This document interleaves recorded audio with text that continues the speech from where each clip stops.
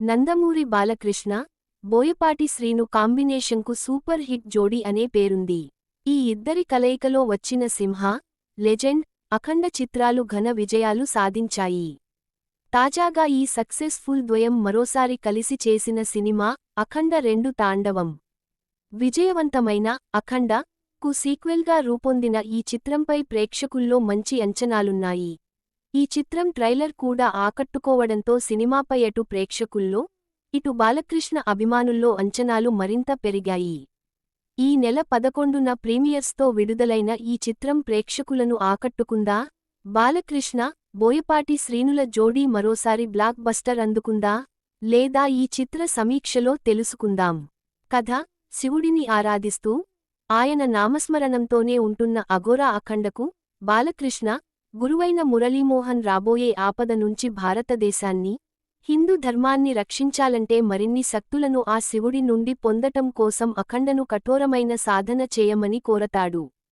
భారతదేశాన్ని దెబ్బతీయాలంటే భారతీయుల సనాతన ధర్మాన్ని దెబ్బతీసి, తద్వారా ప్రజల్లో దేవుడి మీద ఉన్న నమ్మకం తీసేయాలని, అప్పుడే భారత్పై దాడి చేసి భారతదేశాన్ని ఆక్రమించాలని టిబెట్ దేశ జనరల్తో పాటు చాంగ్ కలిసి ప్లాన్ వేస్తారు. ఇందుకోసం ఠాకూర్ కూడా వీళ్లతో చేతులు కలుపుతాడు. ఇందుకోసం వీళ్లు ఎంచుకున్న మార్గం ఏమిటి?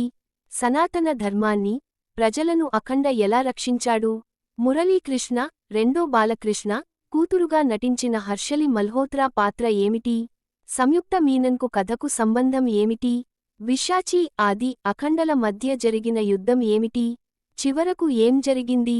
అఖండ రూపంలో శివయ్య దేశాన్ని, ప్రజలను ఎలా రక్షించాడు అనేది మిగతా కథ.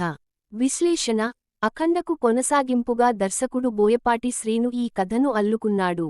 సనాతన ధర్మం, బయోవార్, దైవత్వం ఇలా అన్ని కోణాల్లో ఆసక్తికరమైన సన్నివేశాలతో ఓ కమర్షియల్ సినిమాకు కావాల్సిన హంగులన్నీ సమకూర్చుకున్నాడు. ముఖ్యంగా ఎక్కడా కూడా సినిమాపై ఆసక్తి తగ్గకుండా ప్రేక్షకులకు, బాలకృష్ణ అభిమానులకు హై ఇచ్చే సన్నివేశాలను రాసుకున్నాడు. తొలిభాగంలో మురళీకృష్ణ, చిన్న బాలకృష్ణ పై యాక్షన్ సన్నివేశాలు, అఖండ సనాతన ధర్మం గురించి చెప్పే సీన్లు సినిమాపై ఆసక్తిని పెంచుతాయి. ముఖ్యంగా ఇంటర్వెల్ బ్యాంగ్లో వచ్చే యాక్షన్ సన్నివేశాలు ఎంతో పవర్ఫుల్గా చిత్రీకరించారు. ఇక సెకండాఫ్ సినిమాకు కీలకంగా ఉంటుంది. ప్రతి సన్నివేశం ఆడియన్స్ను మెస్మరైజ్ చేసేలా ఉంటుంది. యాక్షన్ సన్నివేశాల విషయంలో లాజిక్లు పట్టించుకోకపోతే అవి అతిశయంగా అనిపించినా వాటిని డిజైన్ చేసిన విధానం అందర్నీ అబ్బురపరుస్తుంది. సెకండాఫ్ కొంచెం నిడివి ఎక్కువగా అనిపించినా, ఎక్కడా కూడా ఆడియన్స్కు బోర్ కొట్టకుండా దర్శకుడు బోయపాటి శ్రీను ప్రతి సన్నివేశాన్ని ఎంతో జాగ్రత్తగా రాసుకోవడంతో పాటు ఆయన ప్రజెంట్ చేసిన తీరు ఆకట్టుకుంటుంది. సినిమాలో ఇంటర్వెల్తో పాటు పతాక సన్నివేశాలు చిత్రీకరించిన తీరు అందరినీ మెస్మరైజ్ చేస్తుంది. నటీనటుల పనితీరు: అఖండగా బాలకృష్ణ నటన ఎంతో ప్రశంసనీయం. ఆ పాత్రలో పరకాయ ప్రవేశం చేసినట్లుగా ఉంటుంది. అఖండలో బాలకృష్ణను తప్ప ఇంకెవ్వరినీ ఊహించుకోలేం. ఆయన కనిపించిన ప్రతి సన్నివేశం థియేటర్లో ఆడియన్స్కు ఎంతో ఉత్సాహాన్ని ఇస్తుంది. సంయుక్త మీనన్ ఆర్మీ ఆఫీసర్ పాత్రలో తన పరిధి మేరకు నటించింది. బాలకృష్ణ కూతురు పాత్రలో హర్షలి మల్హోత్రా పాత్రలో ఓ తెలుగమ్మాయిని తీసుకుంటే, ఆ పాత్ర బలంగా అనిపించేంది. విలన్గా ఆది పినిశెట్టి నటన అలరిస్తుంది.